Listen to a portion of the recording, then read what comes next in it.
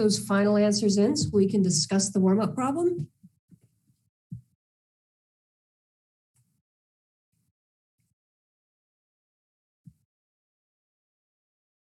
And 53% of you got it correct. So good job on this one. And the correct answer was B. So let's see how you can figure this out. So here is your system here. So on the left-hand side, we have lead 2+ ions combining with 2 electrons to make lead. So what's happening here is the lead 2+ is going to be depositing onto our electrode, combining with the electrons that are coming in. And so the electrons, if they're coming in, must be coming in like that. On this reaction here, what's happening is the manganese is dissolving. So the manganese dissolves, and when it dissolves, it makes some more manganese 2+ ions and also makes the electrons, which then travel around the battery like that. So what we see here then is that our negative species are going around in a counterclockwise direction.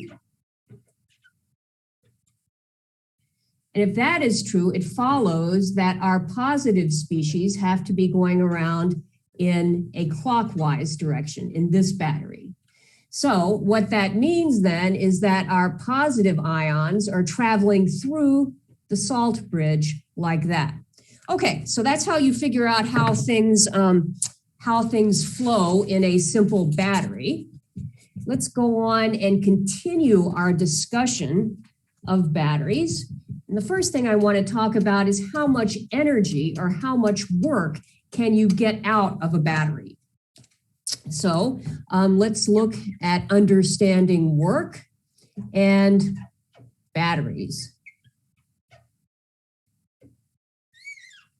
Okay, so what is the maximum work or energy from a battery? So what is the maximum work or alternatively energy that one can extract from a battery? Well, in the battery, what you're doing is you're taking the energy out of a chemical reaction and you're turning it into the energy that pushes electrons through a wire.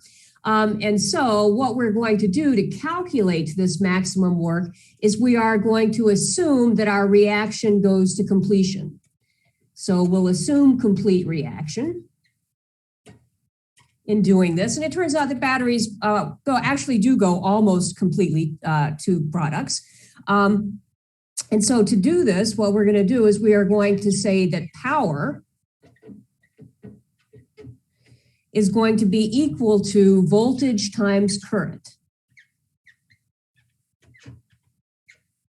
Okay, so let's unpack this so we understand exactly what we're saying by this. Now, power is going to be the energy you get out of the battery per unit time. So it's going to be energy divided by time. Now, current is going to be the flow of charge. And so it is going to be the number of electrons that our battery puts out per unit time. And this is going to be related to the speed of our chemical reaction. So this is going to be related to our chemical reaction rate. Now, voltage, remember, we said voltage is going to be related to the average energy of our electrons, or just to our energy per electrons. And this is going to be related to the exothermicity of our reaction.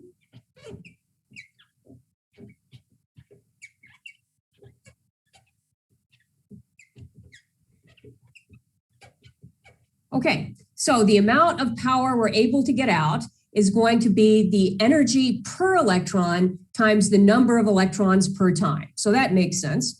Now, it's going to be useful to know about a number of definitions of electrical quantities. So we can convert back and forth between chemical quantities and electrical quantities. So let's talk first about charge. So charge is going to be measured in units of Faradays. So 1 Faraday or 1 F is going to be equal to the charge on a mole of electrons. So this is the charge on a mole of electrons. And a Faraday is also going to be equal to 96,500 coulombs, which are given the unit capital C. So these are coulombs. And a coulomb is going to be the charge on a specific number of electrons. So a coulomb is going to be the charge on a specific number of electrons, and that specific number is not a mole. It's actually 96,500 times smaller than a mole. So it's some number of electrons that electrical engineers like. Then in addition to charge, we are also going to talk about current. And so current is going to be the flow of charge. And so current is the flow of charge. And it is going to be measured in amps. 1 amp, or we'll abbreviate that as capital A, is going to be equal to 1 coulomb per second, okay? So if you have an amp of current going through a wire, that means you get a coulomb going through every second. Now, if we want to talk about energy, well, we've talked about energy all semester, and we're going to typically talk about energy in terms of joules. And when you're dealing with electrical things, a joule, it's nice to remember, is also equal to 1 volt times 1 coulomb. And so in that equation, that is going to be equal to the energy per electron multiplied times the number of electrons. Okay. So that's energy. Then the last thing we're going to need is we're going to need power. Okay, and power is going to be measured in watts. And 1 watt is going to be equal to 1 joule per second. And it is also going to be equal to 1 volt times 1 amp. Okay, so those are some useful definitions for when you're dealing with electrochemistry and when you're dealing with batteries. Let's now figure out how we're going to use these definitions to do a calculation. And so what I want to do is I want to think back to that first battery that we talked about when we started electrochemistry, which was our copper zinc battery. So for example, what I want to ask is, let's say we make a copper zinc battery. So we make a copper zinc battery, just like we talked about last lecture, only this time I'm going to be a little bit more specific. So I'm going to make it from 1.0 grams of zinc plus an excess amount of zinc sulfate. So this is going to be in my first beaker. This is going to be beaker number 1. And then I also have a second beaker, and in my second beaker, I'm going to have excess copper plus excess 1 molar copper sulfate. And I should have specified that this was going to be 1.0 molar as well. So I'm making a battery at standard state, and the copper is going to be in beaker number 2. Okay. So what I've done is I have set up a copper zinc battery where I'm guaranteed that my limiting reagent is going to be this 1 gram of zinc. And what I want to know is how long will my battery light an old-fashioned 60-watt light bulb? So how long will battery light a 60-watt light bulb? And these things were not incredibly efficient. So we're already expecting it's maybe not going to be a really long time. So how are we going to do this? Well, first we're going to have to make an assumption, and we're going to assume that our battery has a constant voltage through its entire lifetime. So we are going to assume that our cell potential, E cell, is going to be equal to plus 1.10 volts for the entire reaction.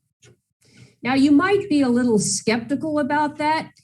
Actually, it's a pretty good approximation. It turns out that batteries have almost exactly the same voltage all the way through their lifetime until they get to the very end when suddenly they just sort of crash and burn. Okay, so that assumption is not going to end up being too terribly bad. And then what we're going to do is we're also going to say we're going to have a limiting reaction in this case, because the only thing that we have specified is the amount of zinc we have. And so the limiting reaction is going to be our piece of solid zinc reacting to give us zinc 2+ ions plus 2 electrons.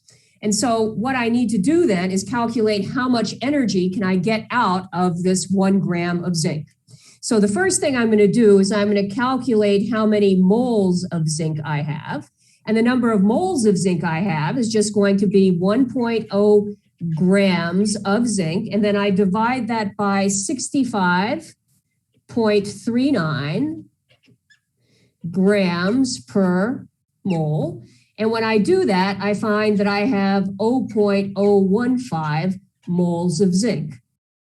Okay, but now the zinc is really giving me electrons, and it's the electrons that are actually going to do the work. So now what I do is I take my moles of zinc and I turn it into the moles of electrons that I'm going to get out of that.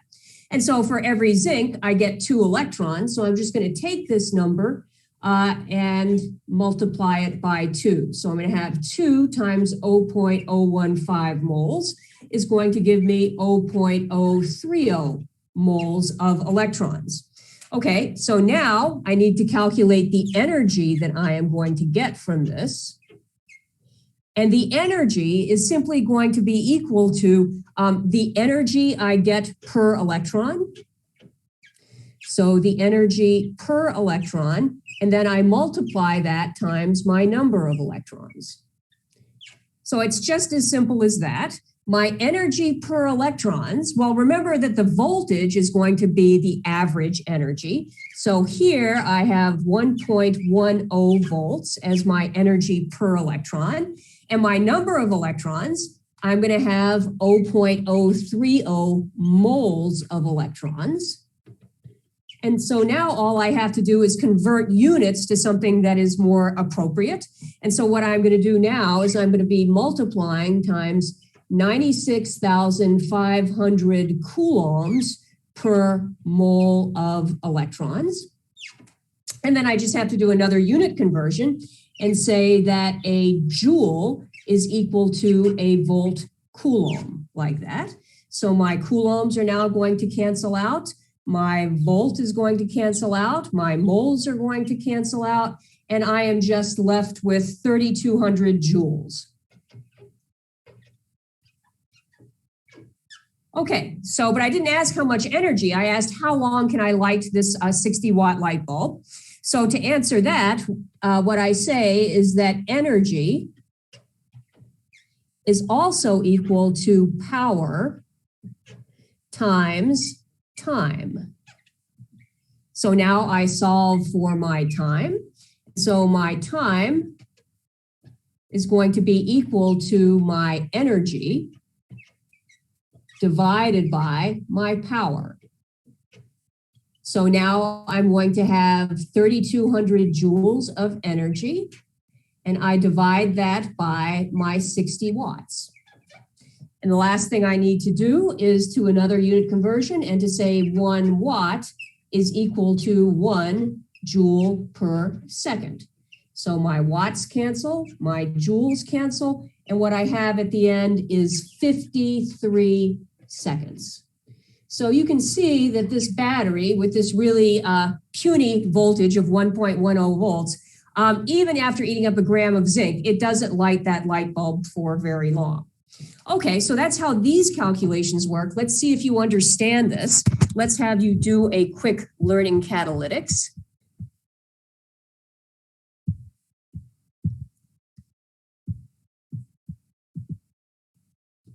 Okay, so you decide to improve your experiment by changing the 0.15 moles of zinc to 0.15 moles of manganese, and you change your zinc 2 plus solution to a manganese 2 plus solution, keeping everything else unchanged. This increases the voltage to 1.52 volts, and the limiting reagent now is the manganese. So which of the following, if any, will increase?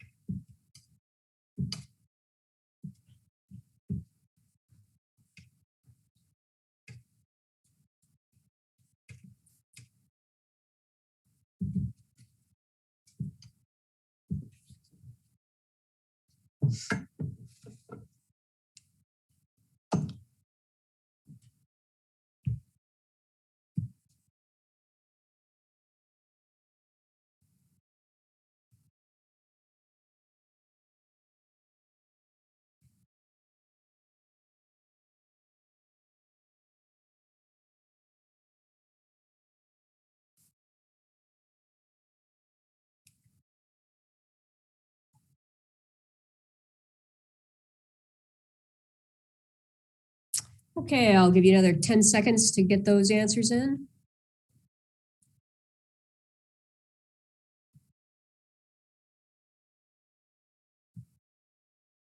Okay, 52% of you got it completely correct, saying that the last two were the correct ones. So what's going to be going on here?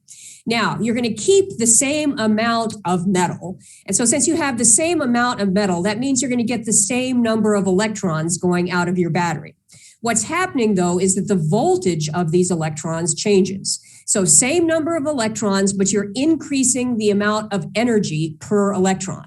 So the number of electrons passing through the light bulb is a constant, but the energy of each electron passing through the light bulb increases. And since each electron has more energy in it, you're going to be able to power your 60-watt light bulb for a little bit longer. Okay, so that's how you work that problem. Now what we want to do is try to learn how to calculate the voltage of a battery. So let's talk about predicting E cell naught. And we're going to do this from standard reduction potentials. So from standard reduction potentials. Or you could say standard reduction voltages if you prefer. They mean exactly the same thing in this context.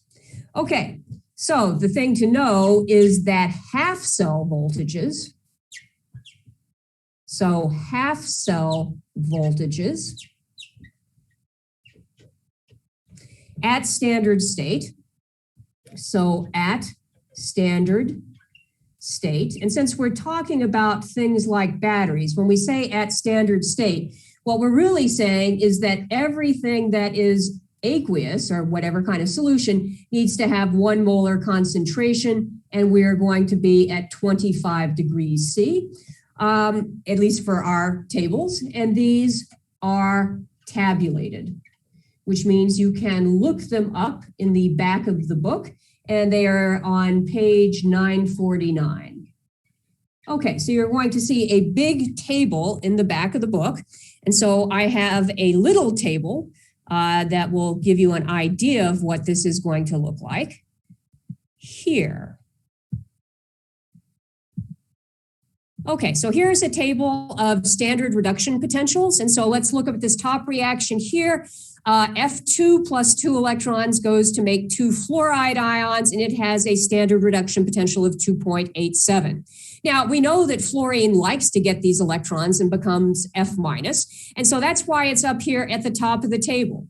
Because if we compare it to the bottom of the table, which has a negative voltage, notice that lithium plus electrons going to make lithium. Well, lithium doesn't like to do that. Lithium would much prefer to go the other direction and give off an electron to become lithium plus. So being down here at the bottom of the table with a negative voltage means that this is not a favorable reaction. So the reactions at the top of the table that have large voltages are easier to do than reactions that are at the bottom of the table. And this number, this standard reduction potential, gives you quite literally a measure of how easy it is for each of these reductions to occur. So easy reductions at the top, hard reductions at the bottom. Okay, so that's the idea behind these tables. So these tables are going to give us a measure of the ease of adding an electron.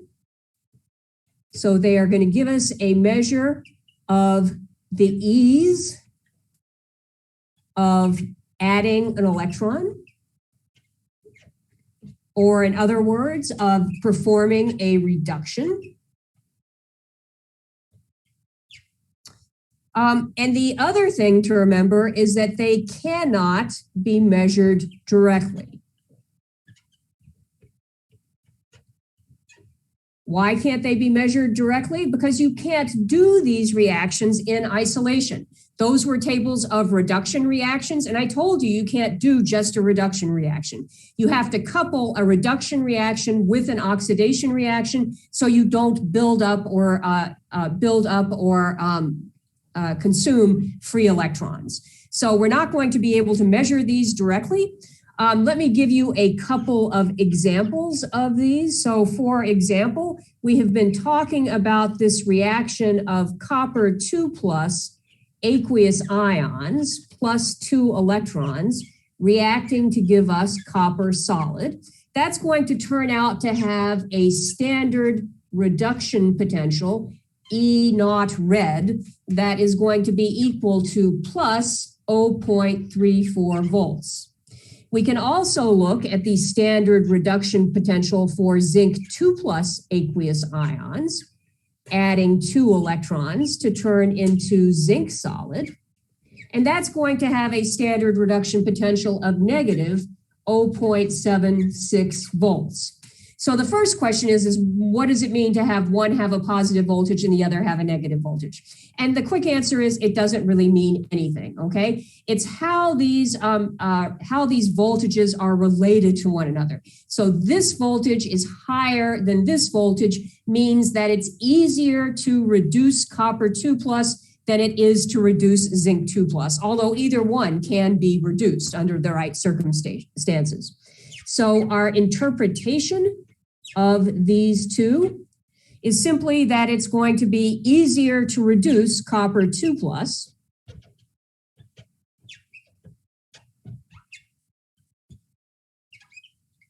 than zinc 2 plus. Okay, so that's what those tables are going to be good for. But there is also a problem, as I told you just a second ago. And the problem is going to be that you must also oxidize something if you're going to have a real chemical reaction. So our problem is we must also oxidize something when we do a real chemical reaction. So you would think now that you are going to turn to your table of standard oxidation potentials, but there is going to be no table of standard oxidation potentials. So you can't look those up directly in your book. The good thing, though, is that our standard oxidation potentials are going to be related to our standard reduction potentials. And the rule is if you take a reaction and you write it backwards, all you have to do is change the sign on the potential. So what you're going to find is that the standard oxidation potential, E oxidation naught, is equal to the negative E red naught of the reverse reaction.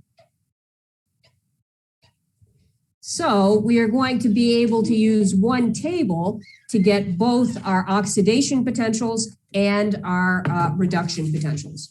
So let's see how that works. And what I want to think about is our copper zinc battery again. So let's get a little bit of space.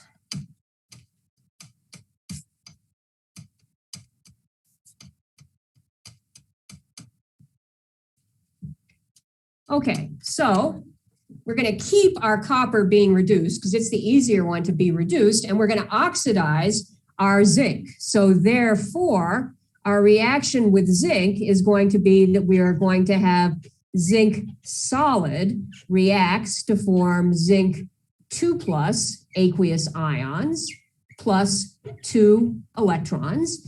And this is going to have a standard oxidation potential that is going to be equal to the reverse of this. So it's going to be equal to plus 0.76 volts, like that.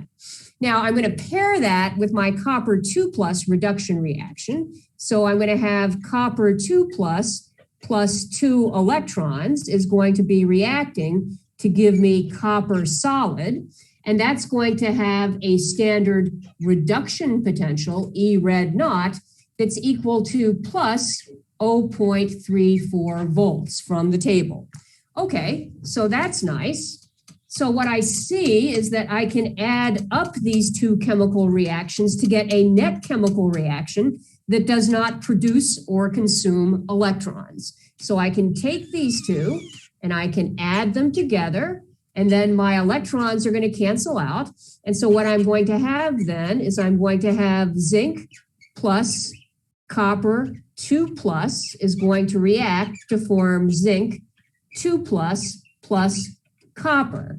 And I notice that these two numbers, when I add them together, are equal to plus 1.10 volts, which is just what I told you that our experiment read on our original copper zinc battery. Okay, so that looks promising. Now, what does this mean? Well, this is going to end up being our cell potential. But why do we care? The reason why we care is, remember where we started from. We've started by saying that if E cell naught is positive, then delta G has the opposite sign. So delta G is negative. Anytime you see a positive E cell, delta G is negative. Delta G is negative means that our reaction is sloping downhill. So therefore, what this tells us is if we start at standard state, which means 1 molar concentration, 25 degrees C, our copper 2 plus reaction spontaneously precipitates. So copper 2 plus spontaneously precipitates to copper metal. And the second thing that happens is that our zinc dissolves. And so our zinc metal spontaneously dissolves. Or in other words, we have a working battery. So to a chemist, the important thing is the sign of E cell. If E cell is positive, the reaction is going to go in the forward direction. Okay, so let's see if you got that. Let's try one more quick learning catalytics.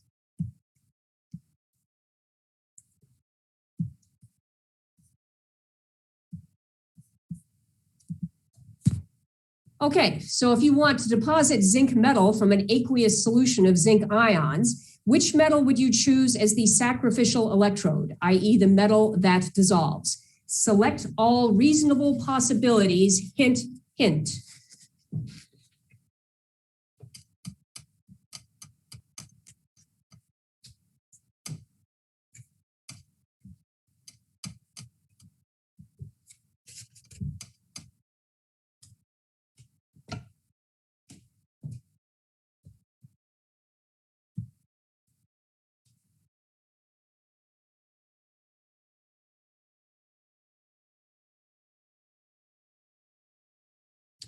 So there is at least one unreasonable possibility. So don't get fooled. Think about what you're doing.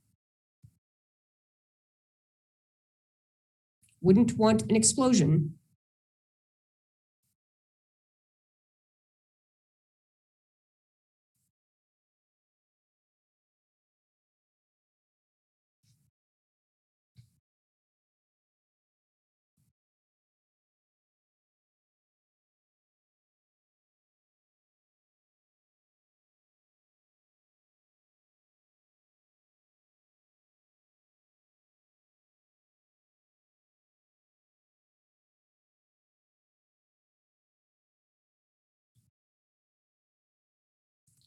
Okay, I'll give you another 10 seconds.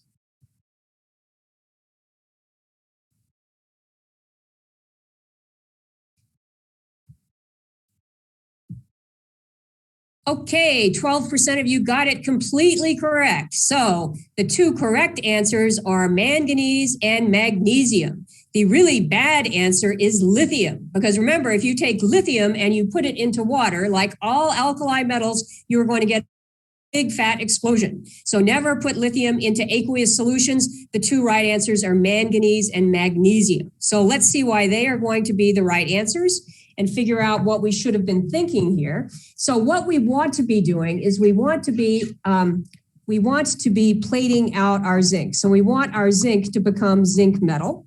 And so we want to take our zinc 2+ ions and we want to react them with 2 electrons to make solid zinc like that. That's going to have a standard reduction potential that's equal to a negative 0.76 volts. So that's our reduction reaction. Now what I want to do is I want to find an oxidation reaction that I am going to be able to add to this.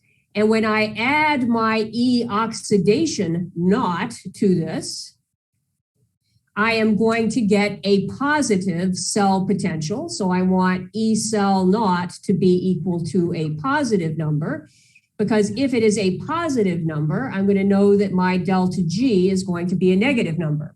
So what that means is if I want my E oxidation naught is going to have to be greater than 0.76 volts, that means that the reduction potential that it comes from is going to have to be less than negative 0.76 volts. Or in other words, I'm going to need to find things that are lower down the table than my zinc. And the only two reasonable possibilities were going to be manganese and magnesium. Lithium worked, but it blew up. So we're not going to do lithium, even though it sounds like it should be fun. Okay, so that's how you work problems like that, trying to find a spontaneous reaction. Let's now talk about the rules for adding cell voltages, because they are probably not what you think they are. So rules for adding cell voltages. So I showed you that for the copper zinc battery, I could just add those two voltages and I got the voltage that we saw experimentally, but that's not always the case. So I want you to consider a conundrum here. So a conundrum. So if you look in your table of standard reduction potentials, you are going to find one that says copper 2+ plus 2 electrons is going to react to give us copper solid. So I'm going to call this reaction number 1. And this reaction has a standard reduction potential of 0.34 volts. And then I'm going to see another reaction, which is going to be copper solid, that is going to be reacting to form copper plus an electron. And I'm going to call this reaction number 2. And reaction number 2 is going to have a standard cell potential of minus 0.52 volts. So if you notice these two reactions, well, I could add them together, canceling out one electron, canceling out the copper solid, and this would give me copper 2+ plus an electron is going to react to give me copper plus. Okay, so this is going to be reaction number 3. However, when I look at the table, in the table, it says that this has a standard potential of 0.15 volts. So these voltages are all from the table in the back of your book, or the tables in the back of your book. And what's surprising here is notice 0.34 plus negative 0.52. I would have guessed this would be a negative number down here, but it's not. So this is not going to be what you expect it's going to be. So it's not negative 0.18 volts, okay, which would be the sum of these two. So what I have shown you here is that reaction 1 plus reaction 2 is going to be equal to reaction 3. But, and this is a big but here, E1 plus E2 is not going to be equal to E3. Okay, so this is going to be a problem. So why is this? This is because cell voltages do not obey Hess's law. Okay, they do not obey Hess's law. So why is that? Well, it's because we have a problem here. And the problem is going to be that voltage is an intensive property. So voltage is an intensive property. Because remember that my voltage is going to be the average energy of an electron. And so it does not depend on the number of electrons. So it's independent of the number of electrons you have. On the other hand, if you think about things that obey Hess's law, H, S, G, and others are extensive properties. And that's where the root of our issue, extensive, that's where the root of our problems come from. And so when I say that they are extensive properties, what I'm saying is that they depend on the number of molecules.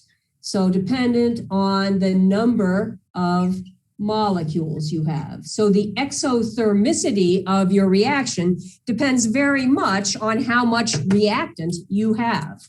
And so because of this problem, because one is an intensive and the rest are extensive properties, cell voltages do not obey Hess's law. You can't add them up willy-nilly, okay?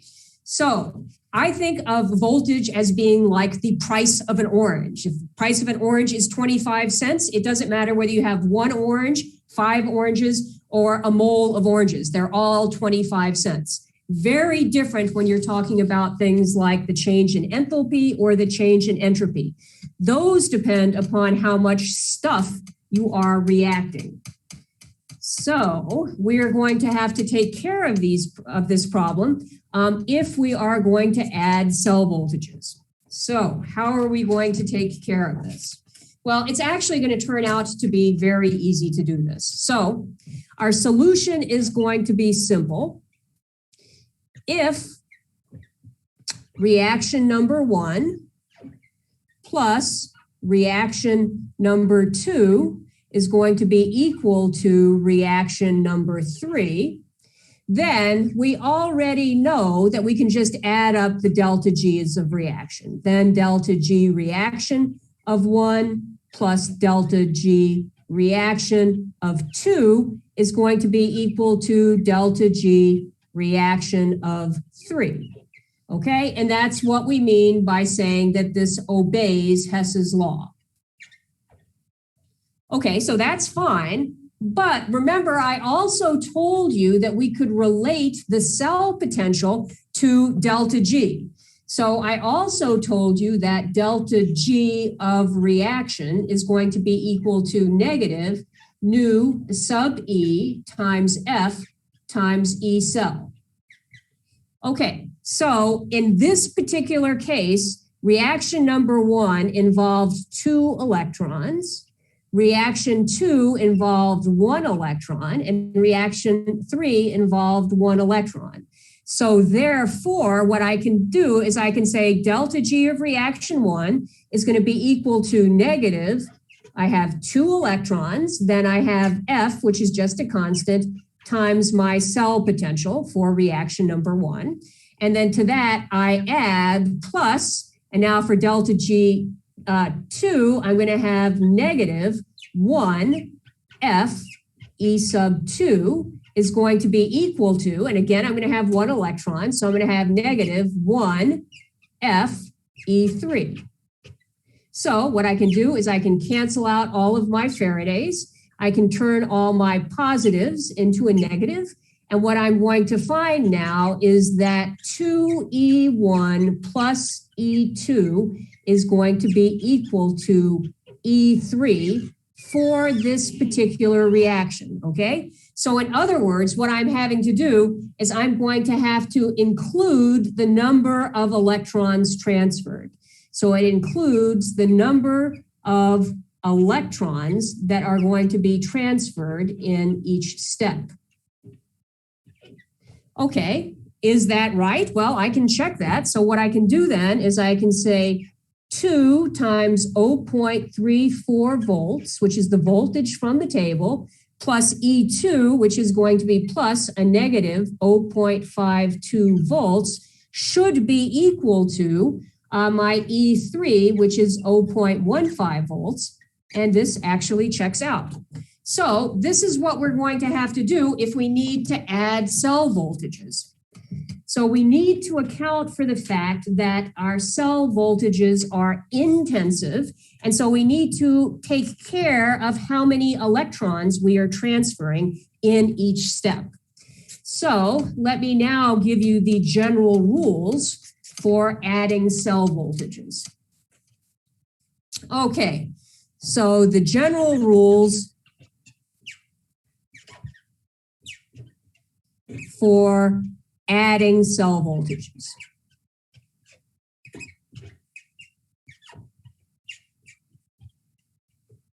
Okay, and I'm going to give you 3 general rules. And the first general rule is going to be probably the most important one.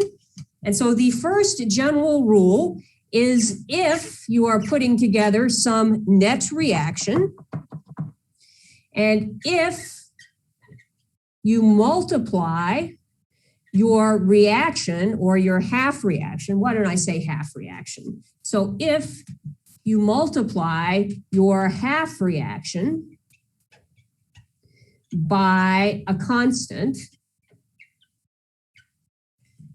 there is no effect on cell voltage.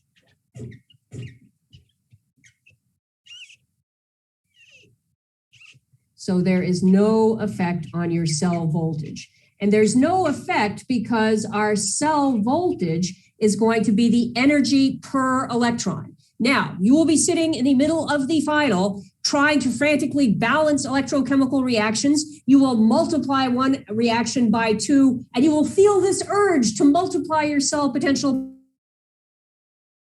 Must resist. Never, never, never multiply cell voltages by constants. It just doesn't work.